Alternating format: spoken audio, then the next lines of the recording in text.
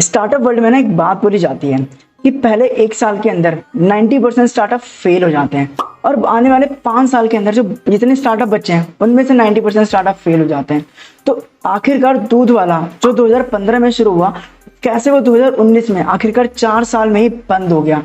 जो दूध वाला था वो क्या करता था, बेसिकली जो फ्रेश मिल्क होते हैं उसको डिलीवर करता था कस्टमर को। सुबह 7 बजे से पहले डिलीवर भी करता था, फ्री डिलीवरी करता था, 70-80 के अराउंड ग्रोसरी प्रोडक्ट सेल करता था। जो इसका प्राइस था वो भी एमआरपी से काफी कम था। तो आखिरकार ऐसा क्या गलत हुआ, ऐसी क्या सिचुएशन, ऐसा क्या हुआ दूध वाले के साथ जो आखिरकार दूध वाला 2015 में जो शुरू हुआ था 2019 में जाके फेल हो गया। और ऐसे कौन कौन से कारण थे इनके फेलियर के, we will get to know each and everything in this video. So this video is going to be detail case study on Doodh Wala. तो अगर आप इस चैनल पर पहली बार आए तो make sure subscribe to this channel. So without any further delay let's jump into the video.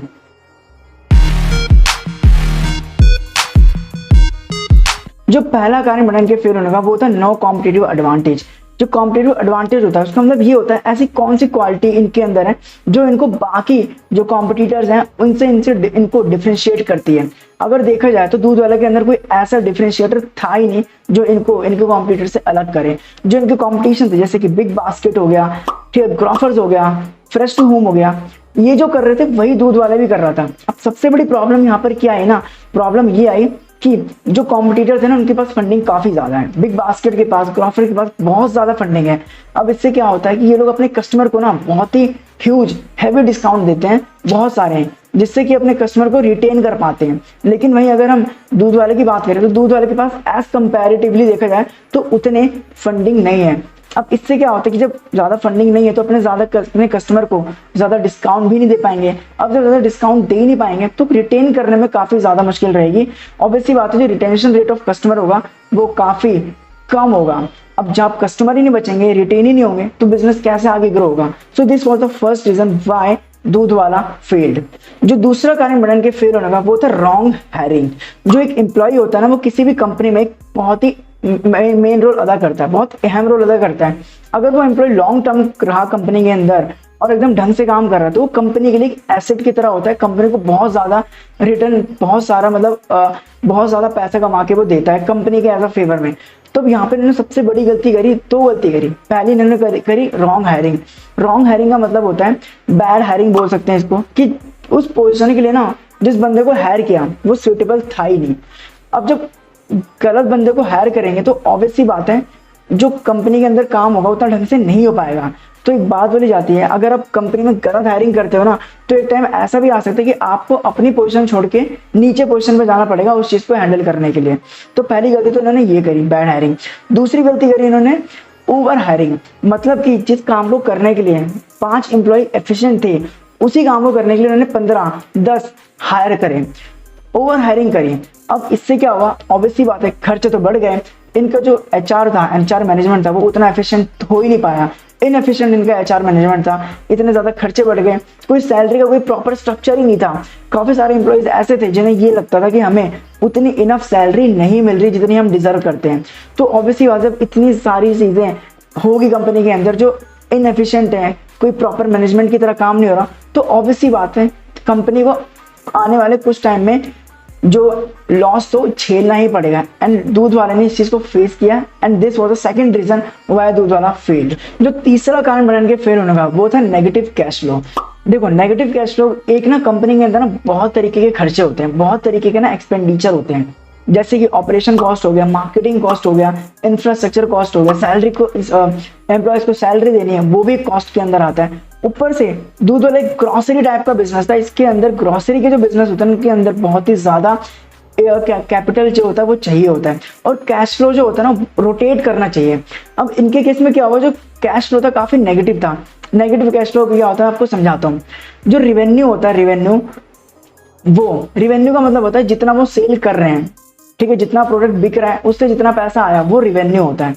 और एक्सपेंडिचर मतलब होता है जितने खर्चे हो रहे हैं।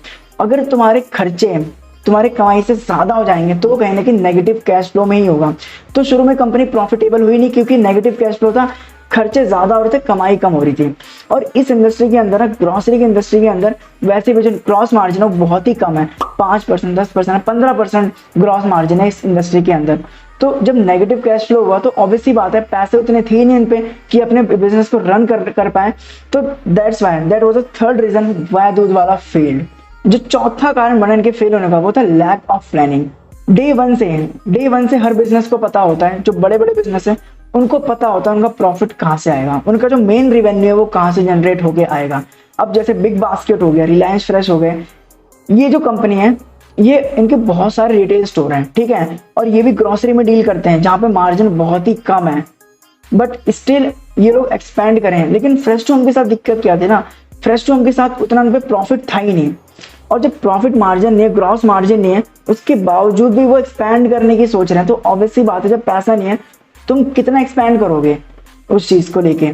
तो जब उन पे पैसे उतने नहीं थे और उसको लेके एक्सपैंड कर रहे थे तो ऑब्वियसली बात है, एक बात बोली जाती है expansion without having gross margin is committing suicide. तो इन्होंने एक तरीके से कह लो सुसाइड ही कर लिया, इन पे जब पैसे नहीं थे और ये ओवर एक्सपेंशन की तरफ जा रहे थे। So basically that was the fourth reason why the company failed. जो पांचवा कारण था इनके फेल होने का वो था डिपेंडेंस ऑन द इन्वेस्टर। देखो जो इन्वेस्टर होता है ना वो एक कंपनी में बस एक पैसा डालता है, ठीक है, और वो देखता है कि कंपनी कितना ग्रो करेगी, वो को फाउंडर नहीं है कंपनी का। और दूध वालों ने यही गलती करी, उन्हें लगा भाई चलो पैसे लेते रहो इन्वेस्टर से, फंडिंग रेज करते रहो, बिजनेस बढ़ाते रहो, कोई दिक्कत नहीं है, फंडिंग मिल ही रही है।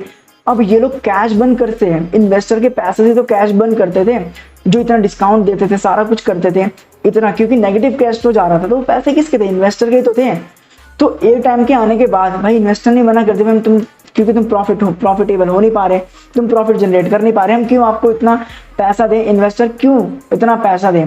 और 4 साल जो इन्होंने रन किया ना वो इसीलिए ये लोग ग्रो कर पाए, इसीलिए वो सर्वाइव कर पाए, क्योंकि इनको इन्वेस्टर का पैसा मिल रहा था लगातार। ऊपर से जो बिजनेस था कोई सस्टेनेबिलिटी था ही नहीं, कोई ढंग का कोई HR मैनेजमेंट नहीं था, कोई सैलरी स्ट्रक्चर ढंग का नहीं था, कोई प्लानिंग नहीं थी। तो ऑब्वियसली बात है जो कंपनी है उसको फेल होना ही था। एक टाइम के बाद जो इन्वेस्टर थे उन्होंने भी मना कर दिया कि भाई हम पैसे नहीं देंगे, क्योंकि आपका जो बिजनेस है हमें इस बिजनेस के अंदर ग्रोथ नहीं दिख रही। एंड फाइनली 2019 में आके जो दूध वाला था वो शट डाउन हो गया।